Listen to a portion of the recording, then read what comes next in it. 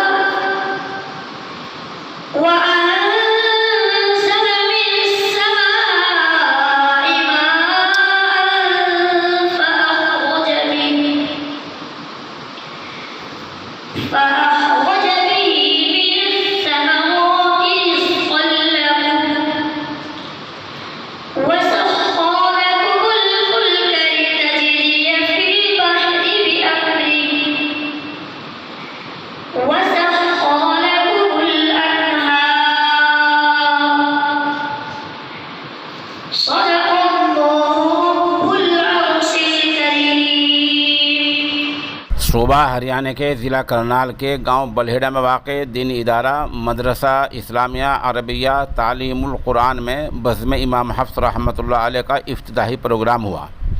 اس کا آغاز محمد ریحان بن محمد قربان کی تلاوت اور محمد دلدار کے نعتیہ کلام سے ہوا۔ یہاں شرکاء میں شریک ہونے والوں میں ادارے کے محتمم مولانا محمد راشد ندوی، مولانا محمد سرور بدری، قاری محمد آصف بدری، قاری عبدالقادر بدری، قاری محمد بلال وغیرہ شامل ہیں۔ آپ کو بتا دیں کہ اس انجمن کے سرپرست مظاہر علوم سہارنپور کے شعبہ تجوید و قرات کے استاد مولانا قاری مسعود احمد فلاحی دامت برکاتہم ہیں۔ موقع کی چند تصاویر اور ایک ویڈیو پیش خدمت ہے۔